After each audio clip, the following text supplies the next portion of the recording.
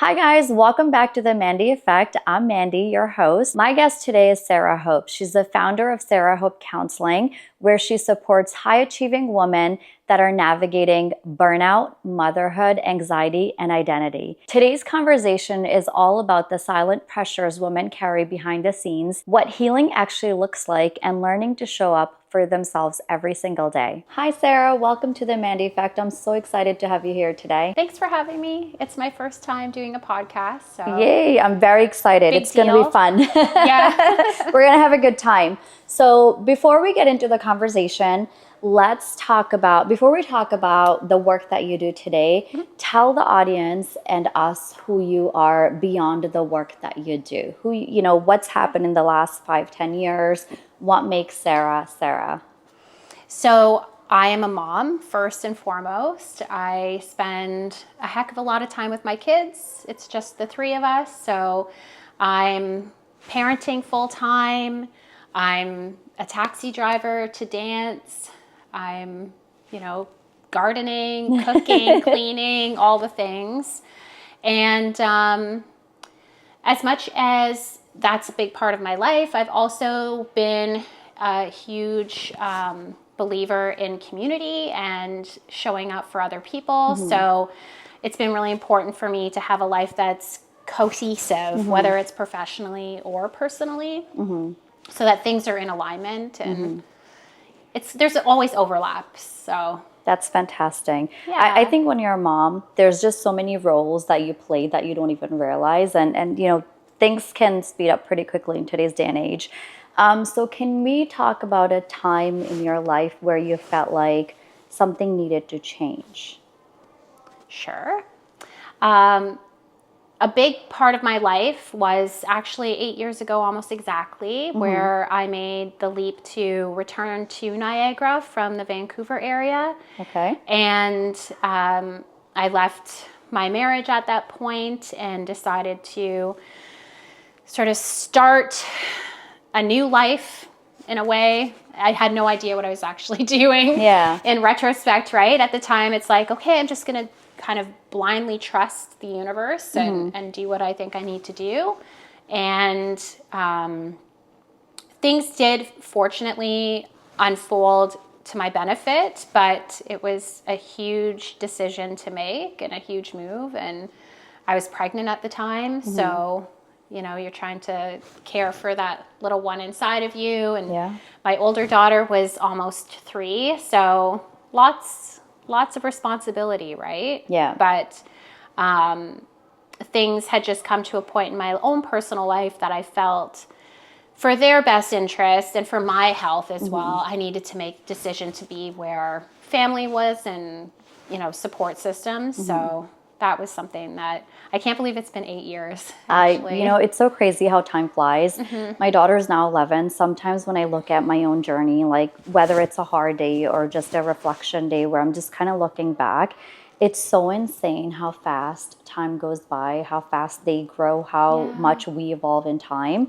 But I think our experiences truly shape who we are, right? Yep. So can we talk a little bit about, so you were married. Yeah. You had a child, you were pregnant with your second one, and you were moving alone to Niagara from Vancouver. Yeah. So can you walk us through that transition on why, where you were at that point, what was going on in the marriage, what was going on through your mind? As we spoke earlier, it's very hard being a single parent, right? Nobody gets married to get divorced.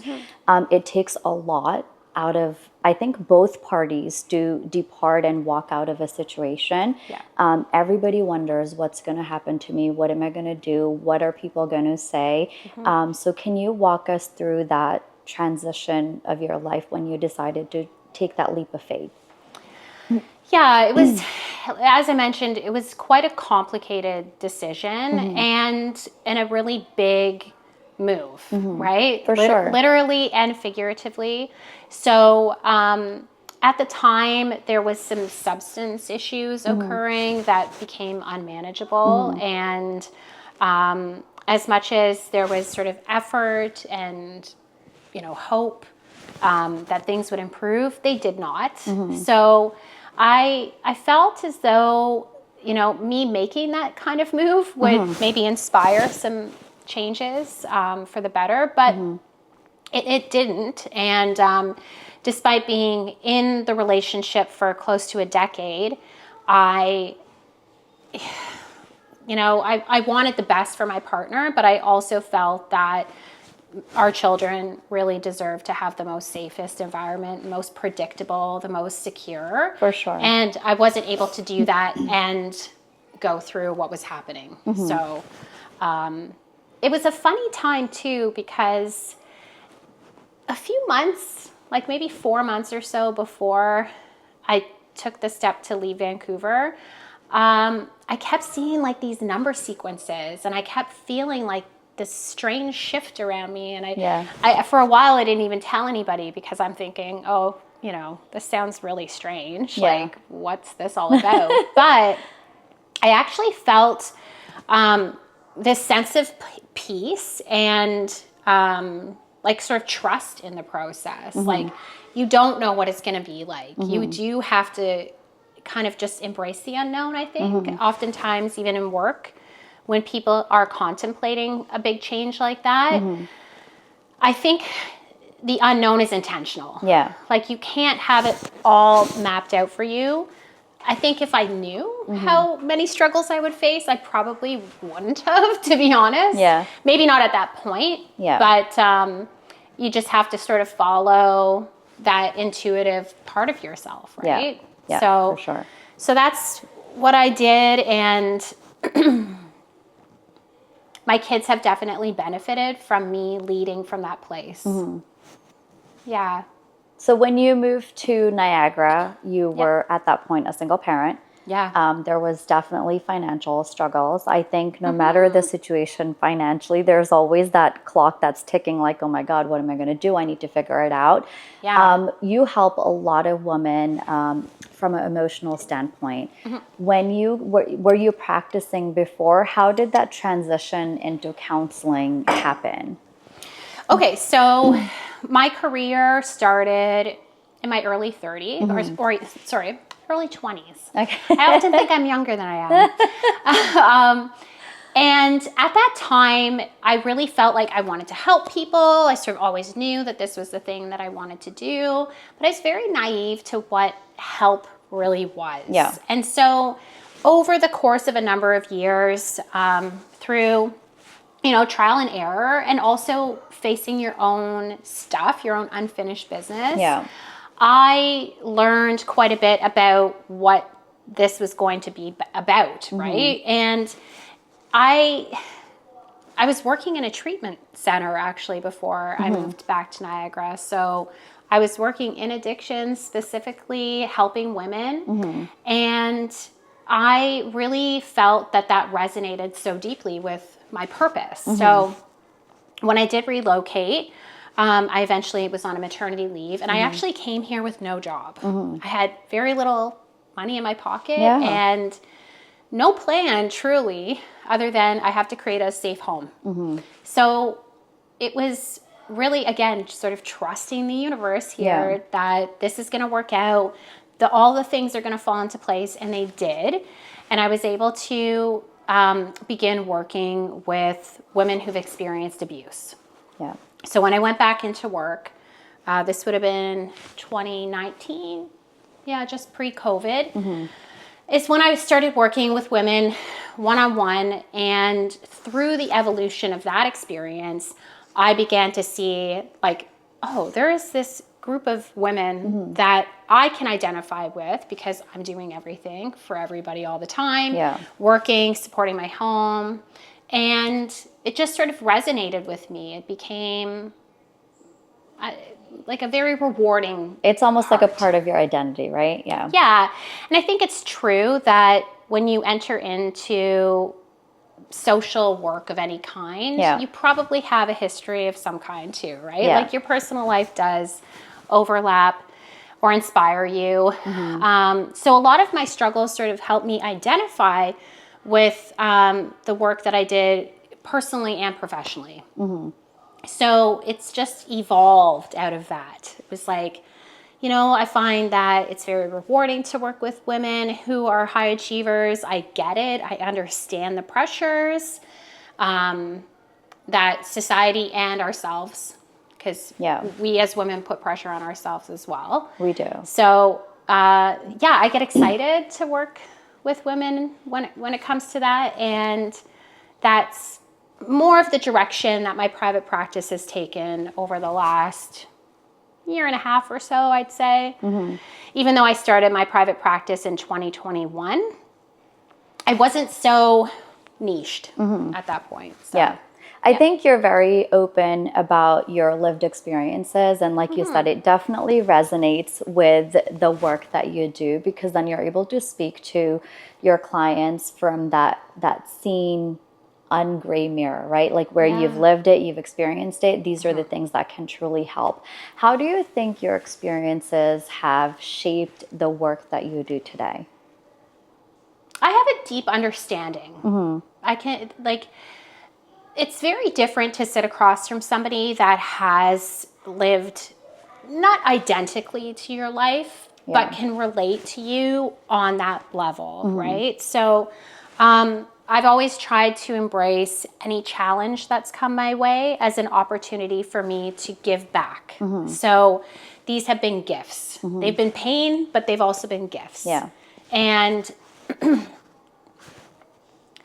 I don't know, I think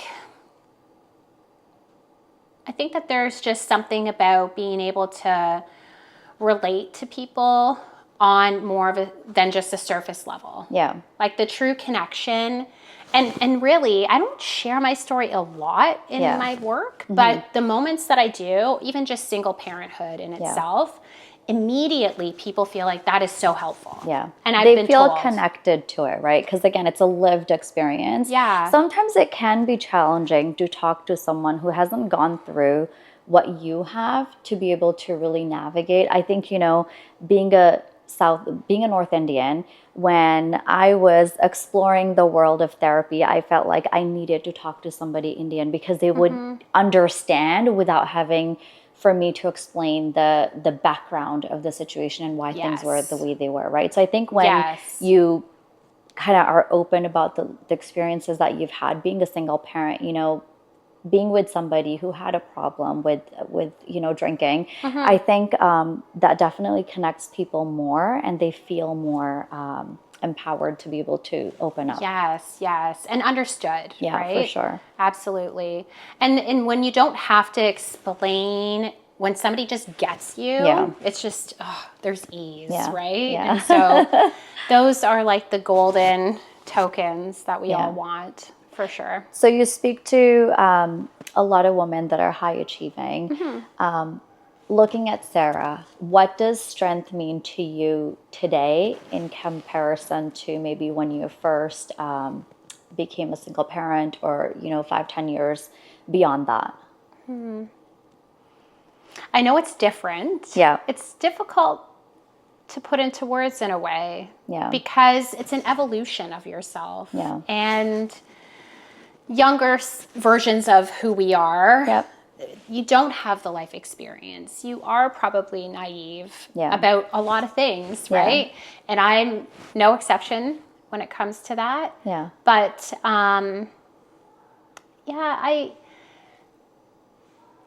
I think a lot of it has to do with accepting all parts of who you are. Yeah. And that this whole concept of being strong doesn't mean that you're dehumanizing yourself, because there's sort of this parallel of, okay, to be strong, I'm to have it all held in. Yep. And there's costs to that, like in your, emotional and physical health, but there's also this disconnection that comes with existing that way.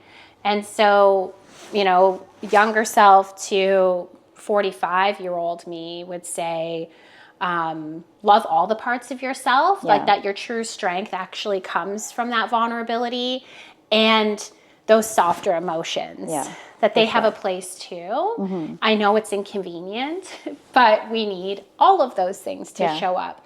And that is really what helps you ride the waves of life, and the challenges, the pain, the hurts, the disappointments, is to allow yourself to cry.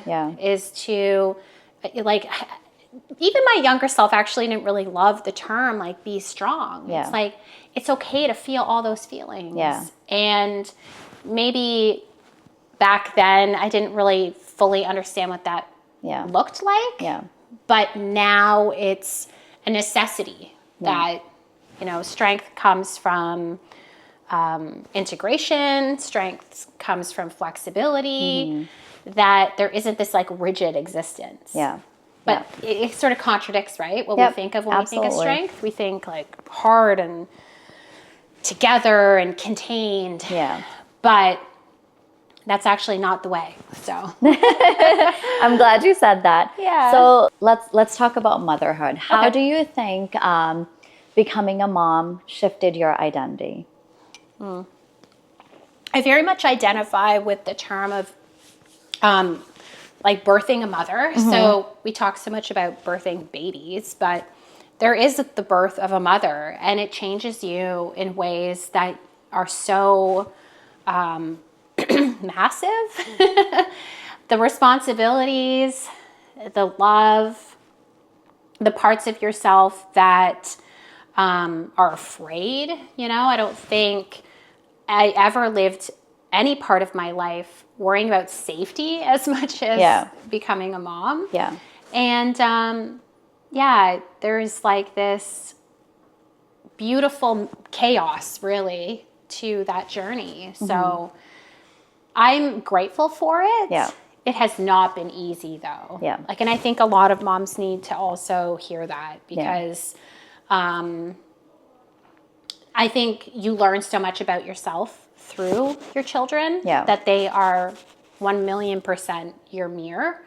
And it's an opportunity for you to see, oh, I need to tune into this part of myself. Or if you're somebody that wants to be like the generation pattern breaker, that your kids are going to invite you to do that over and over and over again. And they'll show you the parts of yourself that maybe you've ignored or denied or, you know, hated on even. So, it's ever moving. It's a marathon, I say. You know, parenting is not a sprint. The relationship with our kids, it really is a long journey. It is. To get to where we hope to be, I suppose, if it even is about a destination. But I think that kind of sums up my thoughts on It does. Did you ever in your journey, being a single parent, navigating a career, ever feel like you lost parts of yourself? Yes. Yeah. You want to share? Yeah. When I think about that, and this isn't the first time I've thought of it,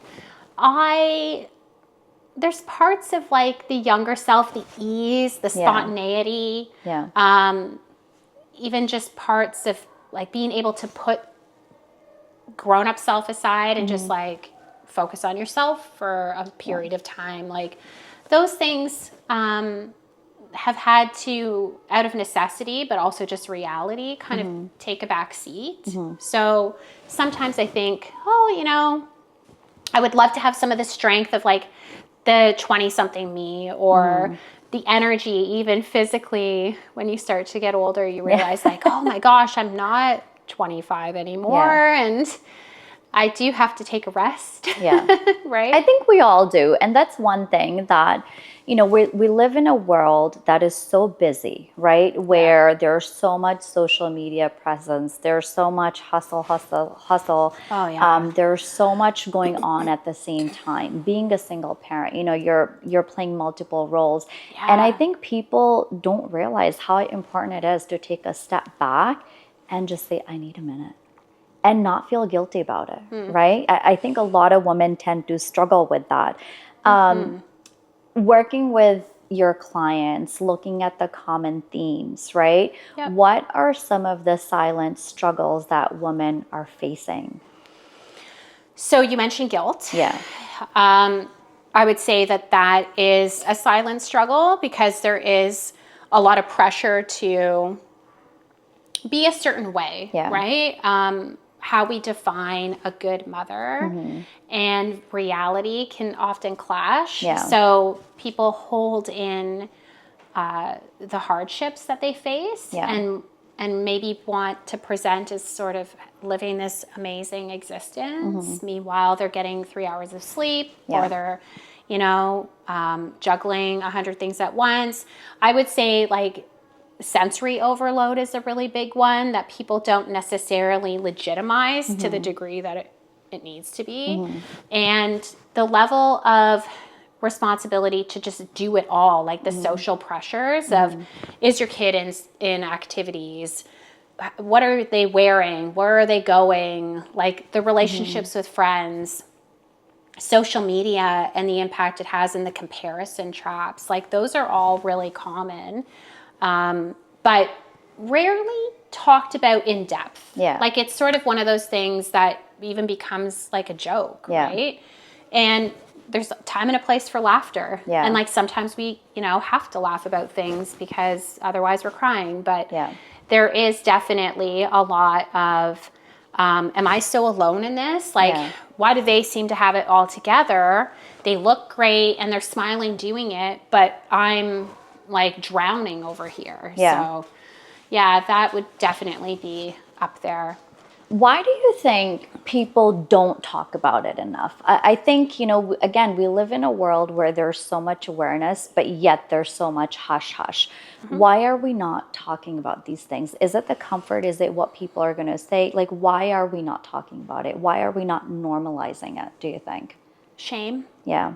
Yeah. Shame is a big one. I think the language too, to express from that place isn't necessarily right there either. Usually people will look at surface things. They might just say, well, I'm tired, right? Or I'm really busy, or this situation is stressing me out. But like our capacity is definitely going to be hindered when we're carrying as much as we are.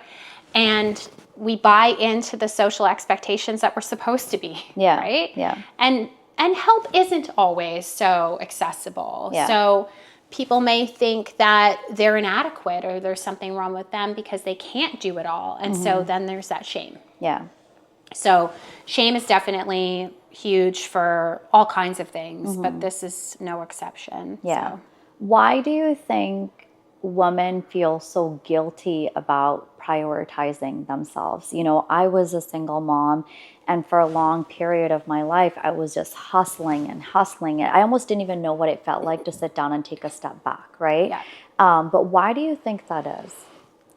Well, there's different perspectives. I do believe that societally, we define success through productivity. The more that you're doing, the more valuable you are, right? So that branches directly out of like a capitalistic society. So there's these incongruences with the reality of motherhood, parenthood in general. They just are naturally going to clash. So when we are living a life that is structured and in our control and our identity is there, and then enter in parenthood, like it's just inevitably going to be a volcano. Because they're two opposites. And our socialization as women has told us all of these sort of beautiful packaged ideals around being a mom, right? And being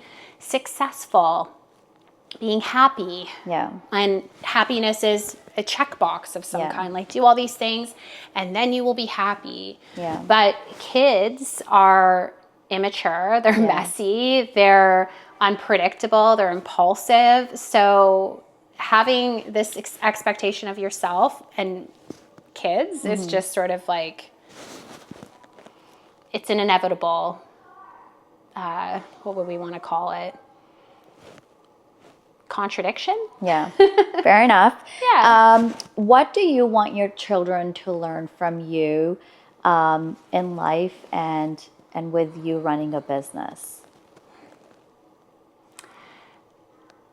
I want my kids to know that putting effort forward into something and not necessarily having like immediate results doesn't mean that it's not worth your time. Yeah. That, you know, like life is going to throw us all kinds of obstacles and challenges, but we can push ourselves to do hard things, to succeed, but to also continue to get back up because, you know, not all things are going to work out. I think like that's where we learn resiliency is that, you know, things, we're going to put our best into it. It may work out, it may not, but we keep going. Yeah. And my daughter not too long ago had said, there was a question in this like parent-child journal that we have about a family motto. And she had said, when things get hard, we don't give up. And I thought this is like the most amazing thing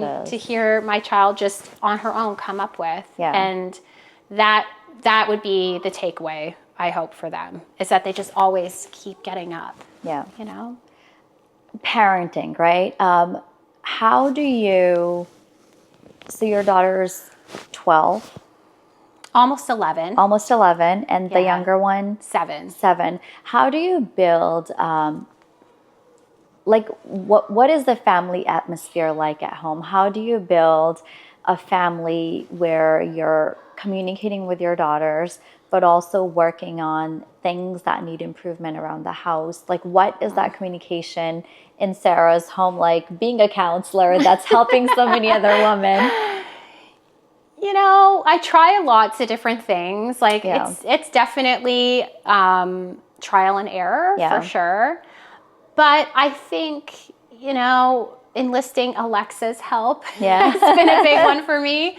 She's the closest thing to my personal assistant and my children's. Actually, one thing that I have found helpful with getting them to stick with their own responsibilities is using Alexa literally and having them set the reminder, put on a timer, things like that seem to help. It's not perfect, right? Like there's distractions and it's definitely not like ran like a boot camp or anything, but there is routine. There is predictability. I think, you know, the structure is really what anchors me amidst the chaos of life. And that, you know, I'm that repetitive person. Like I'm, you know, repeating the same things consistently. The expectations are consistent.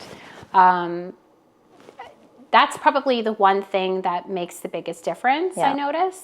I think routines and communications, they can really be a game changer. Like when my routine is a little diverted, I don't appreciate that. I mean, of course we have to make adjustments. I think my daughter is so, she's very routine oriented. I think when you make systems that work, children see it and they appreciate it. And that makes everybody's life so much more easier. So you work with so many women that are high achievers. Why do you think the most high achieving women are emotionally exhausted? There's so much logic dominating the world of a high achiever. Like there's little space for the inconvenience of emotions. And so those parts, they're really not talking to each other very often. And there becomes this rigidity around, I should be able to solve this problem. I should be able to fix this thing. And the reality is that will not work with everything. So being able to recognize futility, look at limits, understand that you may need to offload some things. Perhaps you have to say no when you want to say yes. Those are the small shifts that can make a difference for people. But there are, like I was mentioning earlier, these sort of clash of the worlds, right? Like this desire to live in control of your life and also the chaos of raising a family. So, it's, it's really about accepting your limitations. And also there's impermanence to parenting. Like your kids are not little forever. They do eventually become more independent. You can get back to your happy place of feeling like, you're more in the driver's seat. Yeah. Right? But the guilt is a big one. Being able to do everything for everyone all the time is another one. I call it dehumanizing. Yeah. Because it really is this way of like, oh, I don't really need a lot, and I'm just going to do all the things and neglect myself. But as long as the tasks are completed, I feel good. But it's something very depleting to live that way, right? Yeah. I think we live in a world that's very rigid, right? Just a list of things to do, my morning routine, my exercise, my diet, eating right, having activities. I know some parents that have their children in an extracurricular 7 days of the week. I think we all need a break. And I think when we raise children that are so, just aggressively busy, that puts a lot of pressure on the parent as well. I think sometimes it's really important to take a step back and ask yourself, am I being realistic in my approach? Absolutely. I think a lot of people forget to do that. Yeah. What do you think are the most common themes that you see across your clients, especially women that are high achieving? Like, what are the common issues that they're dealing with? The busyness is a big one, right? Busyness is something that we can love and also hate. Yeah. Like, if you're the type of person who loves doing things, you're super capable. This is, maybe the role you've had in your family since childhood. You were just, the oldest sibling even. That you're excited even to show up for everybody, to do all the things, to be a yes person. Yeah. But what happens is you lose yourself in that because you don't necessarily know what the limits are to that, or there's discomfort to setting limits because this love-hate relationship with how you function and operate. And I've even seen it myself where, I want to say yes to lots of things, and I do, and I don't feel like I'm the busiest person I know either. On purpose. Like I try to have that balance, but I definitely know what it's like to work a lot. Yeah. And on one hand, I get excited and it gives me that feel good experience. But then later on, maybe the cost will come in a delayed fashion of like irritability or not being able to be present with your kids the same way. Yeah. And that's not sustainable. Yeah. Right? So it's like you get that short little dopamine hit, but then later on it's a crash. Yeah. Because true like deep connection and relationship with our kids is actually the most valuable thing. For sure. And I think people don't see the value in that at times, right? Because they're so focused on, I need to make sure I have this amount of money to be able to sign up for this activity. And so all sometimes they really want is some time with you, right? Just some quality time with you and your child. And we're on an autopilot. We are. It's like a lot of times I don't think people actually slow down enough to ask the question of like, what am I doing this for? Yeah. Like, what is the end goal? Or, you want to give your kid lots of opportunities and you think that that's going to give them a better advantage for the future. But what actually holds us and protects us are those deeper connections. Yeah. What are the most emotional gaps that you see within your clients today? There's a disconnection from self as an individual person without the roles. It's like, who am I if I take my titles away? Yeah.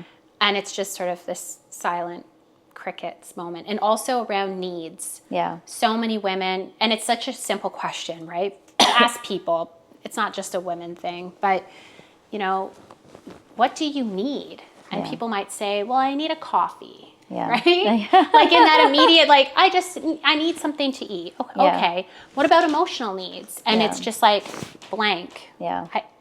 I don't even know. Yeah. Right? So having the vocabulary to even label Yeah. emotionally what's happening. That's one piece of it. Yeah. Sometimes we skip that because it seems like too simple maybe, Yeah. but that's a very important piece. Yeah. What are, again, common themes, right? Like, what are women saying in therapy that they're not per se willing to say out loud? What are common things that you see across your clients that they're willing to talk about in that private moment that you don't think they would talk about openly? I would say that like many, if not all, high achieving women have a persona of strength and assertiveness and having it all together, right? Like when people meet them, they think this person has it figured out. Yeah. But the truth is there's this smaller little part of them that's sort of hiding away. Yeah. For good reason. Yeah. That says, I'm really, exhausted. I'm afraid. Yeah. I feel guilty and depleted and resentful even, Yeah. Yeah. But also there's this guilt around admitting it because it's like, well, I kind of created this, didn't I? Like, am I allowed to say I'm not happy? Yeah. Am I allowed to say I'm scared? Yeah. But all the things can be true at once. It Yeah. doesn't have to, just because you're having anxiety and you're afraid and you cope with it in these ways, it doesn't mean that you can't still be a strong person and that you're not capable and responsible and the things that, you're most proud of. What about the support at home? When you're working with your clients, sometimes your client's coming to you for a reason. They need the help. They need that outside, non-judgmental voice in their head, right? To be able to speak to someone who's got the experience to be able to help them. How do you think that is when they get back home? Like, you could give them a coping mechanism and the support at home may just not be there. So Yeah. can you elaborate on that? Yeah, I think a lot of times people do think it's about doing more, like adding more to the list of like daily routines and activities. Yeah. But the likelihood of that being sustained when your plate's already so full is quite low. So I would say being able to just take 60 seconds and drink some water. Yeah. Or sit down, Yeah. It doesn't have to be, I got a yoga membership. I'm going to the gym every day. Yeah. I've joined this. I'm reading a book. Some people find they can't even read because their nervous system is so maxed out that they just go blank. Yeah. Right? Yeah. So it's all about the small routines that you already have, brushing your teeth, how you eat a meal. Like, those are the places to modify so that you're getting some reprieve. Yeah. The micro moments. Yeah. I think I'm asking along the lines of, like, you're a mom, you have kids, you have a husband, you're burned out, you're an overachiever, and now I'm coming to talk to Sarah, right? And then when I go home, the tactics,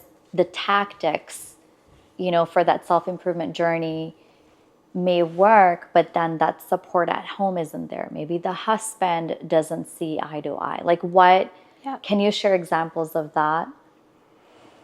It's really about recognizing that your well-being doesn't always have to be contingent on other people's approval. Yeah. Right? And you can still practice these small shifts of being kind and loving towards yourself in a way that isn't contingent. So I think about it a lot because actually quite a few of my clients are single parents or recently divorced. So there's already that, level of frustration there and doing it all. Yeah. What do you do? I think you have to have expectations that you're not going to get support. Like, you just have to be honest with yourself that, it would be nice if people said, I got this. I'm going to take care of it for you. But that's not necessarily the reality. And also, a lot of high achieving people, mothers, women, and men too, probably, although I don't work specifically with them much, They all really want to be the one who's controlling everything. Yeah. Right? It's like you've kind of set yourself up and positioned yourself in a way where, yeah, you look like you like it, right? And so back to that dehumanizing, it's like, well, I did like it. You know, there were rewards to this way of existing, but I'm also so tired now. Yeah. And something needs to change. Yeah. So Why do you think, again, these, us or these high achieving women, right? We want to be able to control it. We want to be able to perfect it, right? Why do you think we don't ask for help when we very desperately may need the help? it's probably a mix of things. It will come down to the kind of support system, but there is likely a history of living your whole life as being the one who just did it all. Yeah. Right? So it's this autopilot. You may not know a different version of yourself. Yeah. So you don't think about asking for help right away, right? Or sometimes for people, asking for help feels like more work than the help would be. Yeah. So, but I do think it's about setting boundaries with yourself. Like perhaps you need to say no more, that you have to consciously choose to slow down and do less and decline an invitation for something. Yeah.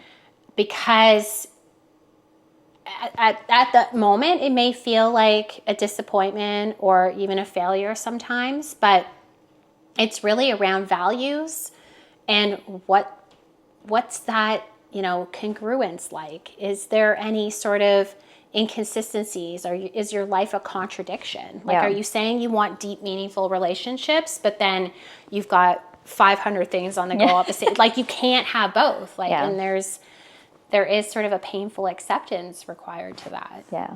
My follow-up question was going to be, is what, we all, I think I very clearly understand at this point in my life, you can have it all, but you just can't have it all at the same time. You can have success. You can be a good parent.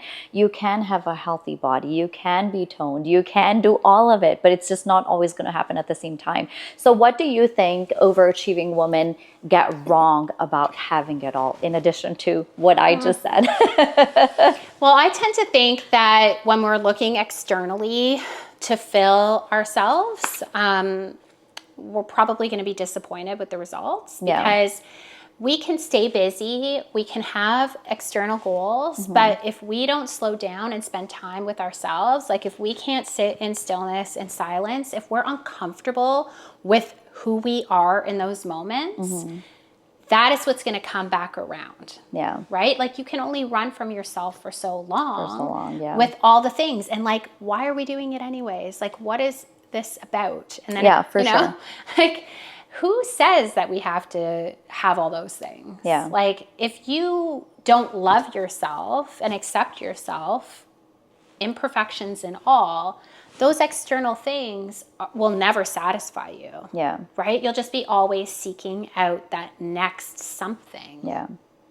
I think we live in this world where it's always like, what's next? What's next? What's next, right? And it's almost hard to, I often talk to my husband about this. There's so much awareness about eating healthy, right? Having mental health awareness. But I feel like the more awareness that there is, the more, I like to say the more noise there is to educate yourself and actually take action, the more difficult it is becoming for people in today's day and age.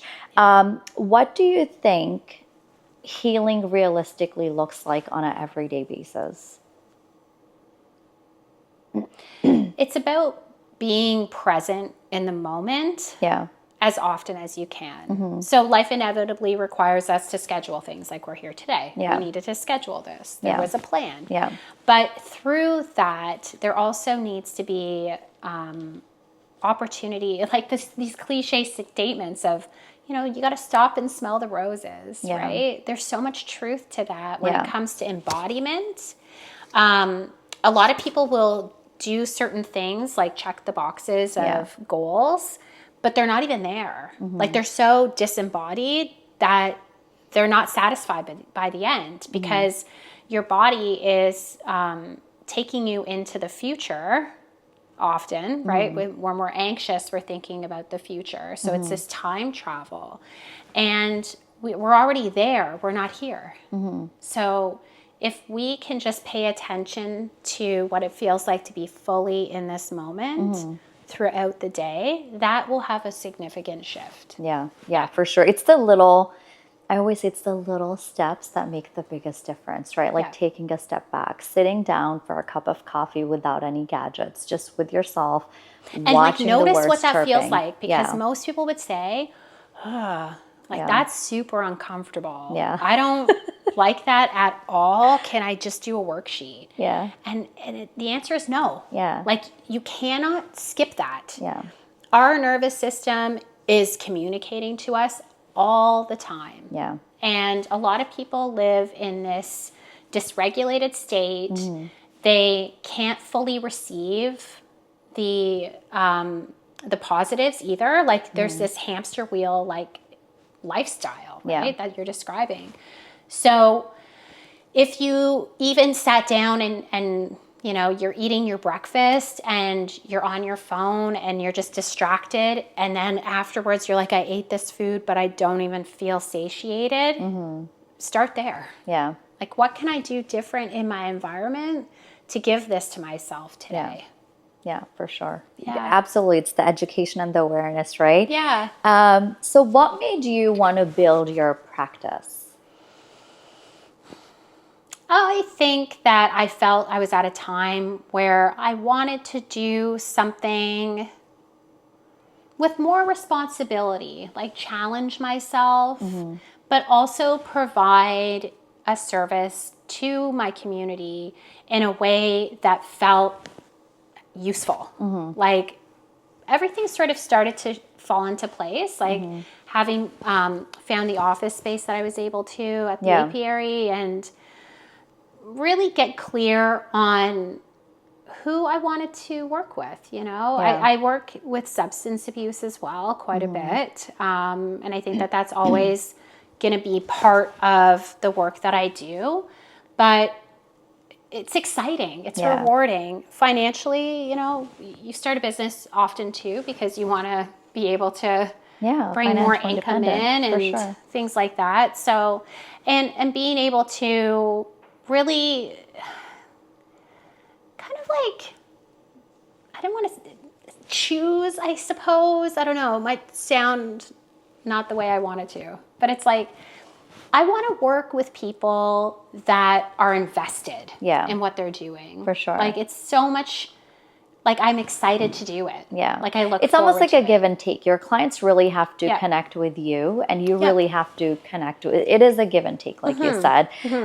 What about like fear? Like, what fears creeped up when you were thinking about building your business? You know, financials is always the number one. Being a parent, let alone a single parent or running a family, you want to make sure you're able to bring in a certain check, especially when you're used to a salary, right? So what are some of the things that were creeping up that were kind of keeping you up at night? I'm definitely like still bridging that for sure.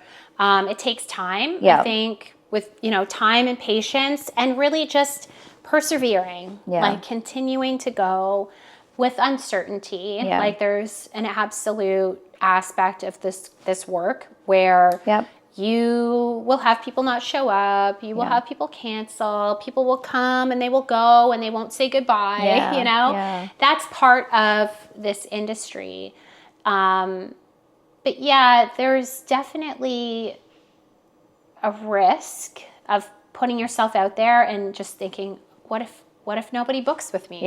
Right? Like, that's, I think every single person that starts a business in general thinks, like, what if no one shows up? No customers, right? No customers, no business.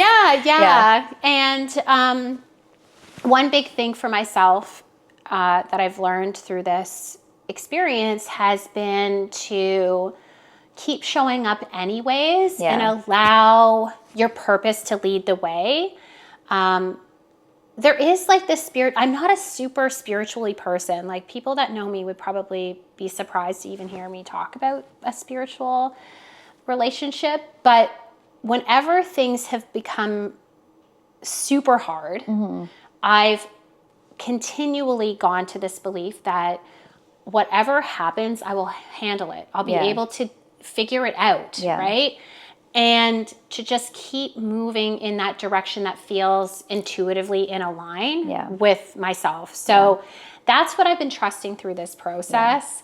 And it's been positive, you know, like there's definitely slower points, you know, like there's times, seasons in the year where people are looking for help more so. And that's growth, right? Like experience, life, that it kind of brings you to that point where you get to a point where you're like, I can't figure it out. Like no matter the situation, I'm going to be able to find a way. And I think that takes time. You don't just wake up one day and it happens, right? What do you think has actually worked in helping you grow your brand? Well, I've tried lots of things. Yeah. I'm still figuring out a lot of that. But Psychology Today has actually probably been the most positive experience, as well as word of mouth, referrals. Yeah. Those are always like my most favorite because you have sort of like that soft handoff. And it's also affirming, right? That someone else is saying, hey, you should talk to Sarah and she could help you with that. So that's so much motivation in that. What did you think would work that didn't work in helping you grow your business? My website. It's a whole other world for me. And like the tricky thing with that is there's a financial investment required.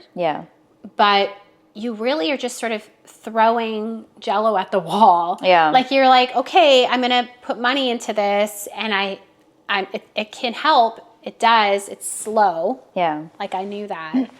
But that is a world I'm still trying to wrap my head around and fully understand because this field of work is its own beast, right? Like, and I feel like it's almost like more saturated now. So to stand out and be like an individual, be different, market yourself, that is hard. How do you personally, you know, being a businesswoman, being a counselor, being a mom, being a human, find balance in your personal life?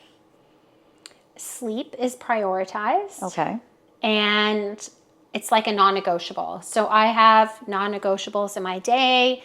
They're routine based. I like my routine because that is without it. Like if I have to go outside of that routine, I notice how depleted I become. So prioritizing sleep, being able to recognize that there's things that I may want to do that I can't do at this time. And that's okay.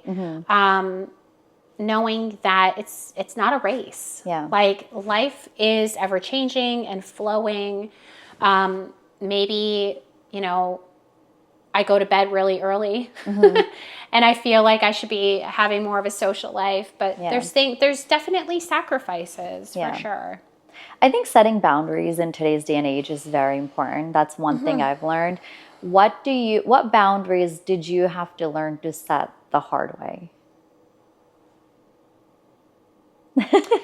I would say life is busy all of the time. Boundaries for myself would be around like maybe not overextending myself, even like putting like a quiet mode on my phone and like restricting how much social time I have because I am actually quite introverted. So when you've talked to people all day long, you're tired, right? And I know that I will naturally be the listener to people. And it's a blessing and a curse in ways because it takes a lot out of you to listen. Like it is a actual skill. I feel it's changed my brain. Like I can't not listen. So sometimes that means that maybe I'm going to like spend time alone instead of social time because I know I just don't have the capacity. And that might be interpreted in different ways. Or maybe, you know, you just sort of limit certain kinds of relationships, right? Yeah. Like you just get clear and honest with yourself around what is depleting me. You know, I love this person, but maybe I have to wait till tomorrow to get back to them on something, or, you know, set limits on emails. But That's those fair. are, What keeps you grounded at times when you're feeling very overwhelmed? Life can feel very overwhelming, right? Even career and work and clients. Yeah. How do you sort of then kind of come back to the center and ground yourself? I need to take quiet time. Like I need stillness and quiet. And it doesn't have to be hours. It doesn't have to be an hour. Yeah. It could just be permission to sit down and like close my eyes. Yeah. Which I feel like, isn't this something that old people do? I think about my perception as a kid often. As I get older, I'm like, oh, like child me would have been like, you're such a drag or whatever. You're like, what do you mean? You're resting your eyes or whatever. But things like that actually help me quite a bit. So yeah. That's good. That's very, very good to hear, actually. I often like to ask my guests if they were to look back at their journey, if you were to look at the younger Sarah, what would you tell her today? Or what advice would you give her today? Think about the hard seasons of your life when things were really difficult. I think I would want her to have more of an intuitive trust for what I know to be true. Yeah. Less self-doubt comes to mind. Yeah. And it might be different advice depending on what the situation is at hand, right? But things really don't last forever, you know? Like some of those hard experiences, you get really like tight tunnel vision, thinking like, this is it, I'm going to feel this way forever. And to be like far more compassionate to myself. Yeah. Right? Rather than thinking that, you know, going through hardship or hurts means that there's something wrong, right? That this is part of life's journey, really, and come to accept it. Yeah, that's beautiful. I want to ask a question for the general audience out there. I think I was a victim of that at one point in my life. Why do I need to go seek therapy, pay someone to talk about my problems only to tell me what I already know, or maybe, you know, show me something that I may not? What do you have to say to those folks out there? What are the benefits of therapy? Why should they, you know, counseling? Why should they seek it? What can they truly get out of it? You know, one thing I'll add to that is I truly believe that counseling, therapy, talking to someone that's an expert in helping you find coping mechanisms can be life-changing. Ultimately, they don't have a magic wand. They don't have a pill. Right. You have to do the work. It's like hiring the best trainer in the world and saying they're not a good trainer if you didn't do the work. Like it always starts with you. Yes. And I think there's beauty in that once you've learned it. So I guess what would you say to those people that are a little bit hesitant, but they know they need the help? I think there's parts of us that show up to protect us from vulnerability. Yeah. And when we hear the word therapy or counseling, immediately they fire up and they're saying, ooh, you know, I'm not quite sure, because the likelihood of those vulnerabilities being rejected or weaponized or criticized in early years is quite high. Yeah. So we carry those memories with us, and maybe we put them like in a box in the corner and we just deny that they're there. Yeah. But really sitting in a space that's confidential, that's professional, but also like the thing with professionalism, I just want to say, is that it doesn't have to be this stuffy, overly like therapeutic, formal experience, right? Like when somebody swears and then they apologize to me, it's like, no, that's fine, you know? Like I want you to be fully yourself here, right? Because safety is so key. But there is a simplicity to being seen and heard Yeah. that you can't describe unless you feel it. You have to experience that. So it's a very powerful witnessing to provide people with. Yeah. And often they don't link those two things until they're in the space going, oh my gosh, this felt really good. Yeah. You know, like I was able to just open up and I don't have to take care of your feelings in this room. Yeah. Like it just gets to be about you. Yeah. Right? Yeah. So One other question I have is I often hear women say, you know, I've had friends in the past where they've reached out and, you know, I'm like, okay, I'm listening. And I'm like, you know, it'd be really good if you could talk to someone. Yeah. There's a lot of help available out there. Yes, there's, you know, expensive therapy, and then there's different avenues that you can take. There's self-help books. There's listening to podcasts. I think they all play a part in our healing journey if that's the route that we're willing to take, because it is a journey. There's a lot of accountability, there's a lot of responsibility, and it's continuous. It doesn't stop, right? But then I've gotten that, you know, nothing's wrong with me, it's just a phase, you know, or you know, I've spoken to someone and they confirmed that nothing's wrong with me. I don't think anything has to be wrong with you, and you know, in order for you to go talk to someone. But I do think sometimes we end up in situations where it could really help. I guess what advice would you give to those women? Even, you know, being a North Indian, being an Indian, you know, my dad will sometimes joke around and say, you know, you guys turned out perfectly fine. And I'm like, oh my God, far from it, you know, and they don't get the idea of normal. Yeah. Right? Yeah. So what would you say to them? I would say that there's an opportunity to grow and become more conscious and aware of yourself.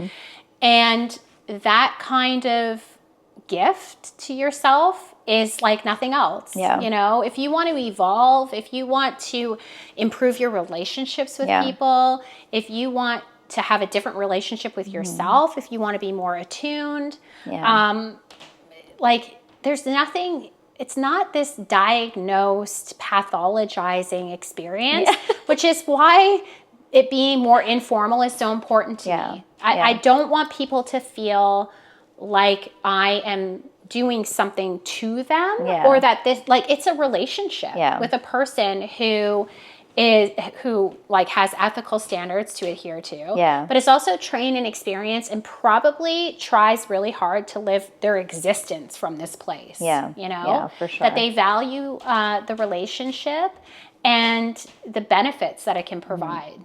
So you have to try different times, you know. Sometimes it's discouraging. Maybe someone met with a counselor when they were 17 years old and it was a terrible experience for them and they never want to do it again. But, you know, it's different with every single person that you work with, just like any relationship. So just keep trying. Don't give up. I think finding a good therapist or a counselor or someone, or a safe space where you can talk to someone, it can be so liberating, because it's like finding that perfect pair of jeans that fit every time, right? Like when you find that one person that just get and that are able to in return help and care in the way that you want, I think it can be so beneficial. So thank you for that. All right, now we're going to get into a fun segment of the podcast. And it's called What Women Don't Say Out Loud. So it's just nothing fancy, quick answers that you can think of. Okay. So this is What Women Don't Say Out Loud with Sarah Hope. Okay. Women tell me they're fine, but they're really overwhelmed. Struggling. Yeah, lost. for sure. I think that's a common theme, and I can definitely see that. Behind I'm just tired is actually I'm disconnected from myself. Maybe dissociated. Even more people are learning about that term, but not using it quite as, you know, often. Okay. Strong women secretly struggle with resentment. Okay. Feeling alone. Okay. Yeah. That's a big one. Yeah. Yeah. Feeling like, here I am, I got to do everything all the time. I'm good at it, but I also want to be held sometimes. Yeah. Yeah. No, I get that. Yes, I can resonate. The hardest part of motherhood no one admits is. No one admits that we're all just so afraid. Yeah. Like, I think that it's so scary because you're responsible for the life of this little person. And you feel like you don't know what the heck you're doing. Yeah. Like, you know, you're just doing your best. Yeah. Fair enough. Yep. Women who look like they have it all together are often Yearning for somebody to help them out. Yeah. You know, Yeah. just show up. Yeah. Like, don't ask, can I help you? What can I do? They just want you to hold the door and Yeah. just come, do the things. Yeah. Yeah. Yeah. That's beautiful. A lot of women don't need fixing. They need More compassion. Yeah. Yeah. For themselves. Women are statistically not great at that. So we definitely need more compassion for ourselves. Yeah. Yeah. I agree. The emotional cost of constantly being the strong one is You don't know who you are anymore. Yeah. Yeah. You exist to serve others to an unhealthy level. Yeah.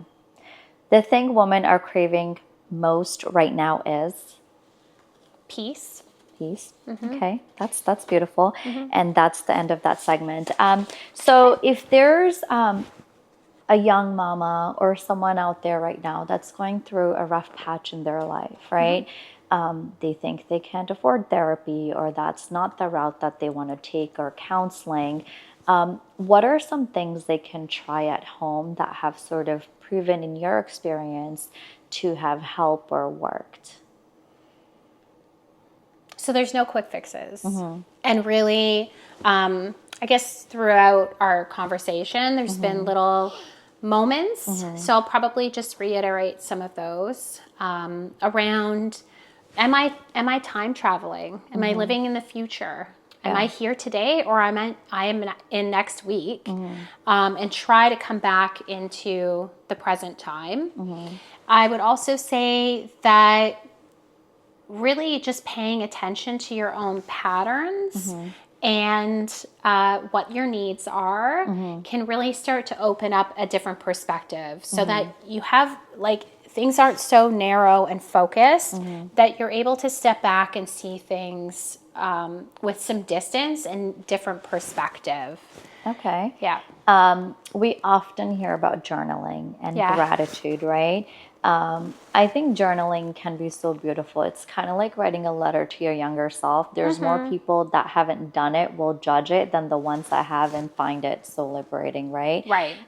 What are some like journal prompts that someone could try at home? Just like very basic things that could really help them. What are things that they should write about?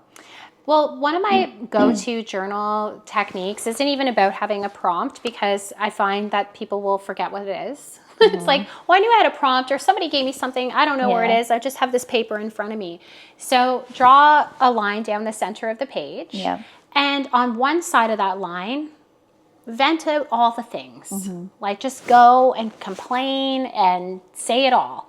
And then on the other side of that line, you're now going to respond to those parts from the wisest, most grown-up part of yourself. And that completion can really, again, bring you back to feeling like, oh, okay. Yeah. I feel like I'm the one leading my life here. Not responding and being reactive, but, you know, an opportunity to be a little bit more proactive. Okay. Yeah. What does a healing journey look like, you know, for someone who's a high achiever, clients that you have worked with where they've learned to kind of have the aha moment or a step back? What are things that have worked? I'm not big on aha. I would say the things that work are the uncomfortable things. Yeah. It's doing the opposite of what you've been doing, maybe in a lot of cases, doing less, slowing down, recognizing what you have been running from Yeah. by doing, Yeah. and trying stillness. Sit in silence. How long can you tolerate that? It's going to tell you a lot about yourself. About yourself. Yeah. I Because guess, cathartic moments feel really great, but there's actually no evidence to prove that they have any effect on lasting change. yeah. Sort of like a diet, right? Yeah. Like you can do this, really intense diet and then it ends, and what happens? Yeah. Usually people just go back to what they did before. Yeah. So sustainable change is actually making it manageable, small, consistent steps, Perfect. a lifestyle. All right. To wrap things up, we always do a rapid fire round. Again, something very light, quick Okay. answers, nothing fancy. The first thing that comes to your mind. Are you ready? Okay. All right. This is the rapid fire round with Sarah. Okay. Coffee in silence or coffee in chaos? Oh, coffee in silence. Always. For sure. I always joke with my husband and my daughter. I'm like, when I wake up in the morning, have my morning routine, come down, just let me have my first cup of coffee, and then we have Right? time for everything else. Yes. One thing you tell clients but still struggle doing yourself.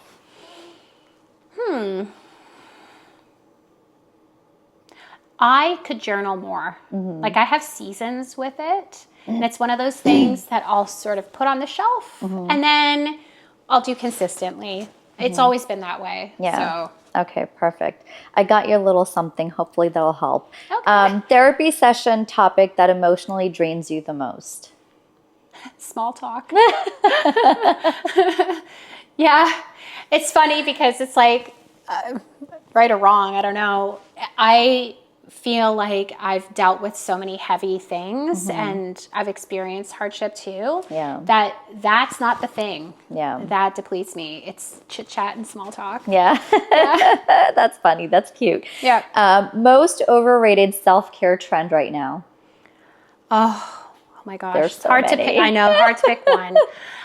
There's a lot of like misinformation on nervous system stuff, Yeah. and people use words like reset and hack. Yeah. That, Yeah, nope. for sure. I agree Nope. with that. There's so many. It's almost draining Yeah. in itself. One word your kids would use to describe you.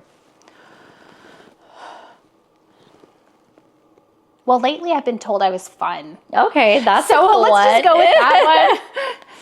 You're so That's- fun, Mom. Aw. You're like so cool. Don't you love that? My daughter's going through this phase too where, well, she'll randomly compliment me, and she's a very complimentary person in general, but she'll say like the sweetest things and it just puts you like on cloud nine, right? Yeah. A belief about strong women you no longer agree with. Holding it in. Holding Let it it out, together, mama. not complaining, like just all the rules around what strength is. Like, Yeah. throw them out the window. Yeah, 100%. Your go-to reset after a hard day. Time outside. I actually notice being in nature and listening to birds is one of my favorite things to do. I gravitate towards that often. That's amazing. Yeah. I think that's beautiful. And it really helps you calm, like, flowing water and yes. And I live love by it. the water, Yeah, which is all on purpose. yeah, I find that really healing for yeah, sure. for sure. Something small that instantly brings you peace. Something small. A snack? Yes, I was thinking coffee. A good coffee, yeah. Yeah, I'm a sucker for good coffee. Yeah, there's definitely, like, if I'm craving comfort, I notice that I crave coffee, but I'm also really picky about my coffee, so it has to be just right. Yeah, no, I know what you mean. I just need 5 minutes alone in my car. Relatable or not? Very. Yeah, Yes. yeah, I can understand. Yep. If your current season of life had a title, what would it be? In bloom. I love that. And it's the perfect season too. It is, yeah. And that's what I was just thinking about. I'm like, spring, things are shifting in my Yeah. life in a way that I feel aligns. Yeah. Really This is the nicely. first time I'm asking on the Mandy Effect. What does the Mandy Effect mean to you? Oh gosh, like I told, I was talking about coming here today with my daughter, and her friend was there and she was so impressed. And I thought like, ooh, this is like a step up for me, Yeah. to do something new Yeah. and uncomfortable. Like Yeah. obviously, if you've never spoken on camera before, it's intimidating. Yeah. But it's actually like very, I'm very touched and honored. So Thank you. I feel like, wow, you know, this is actually an amazing opportunity for me. So You know what? I think people like you do such amazing work.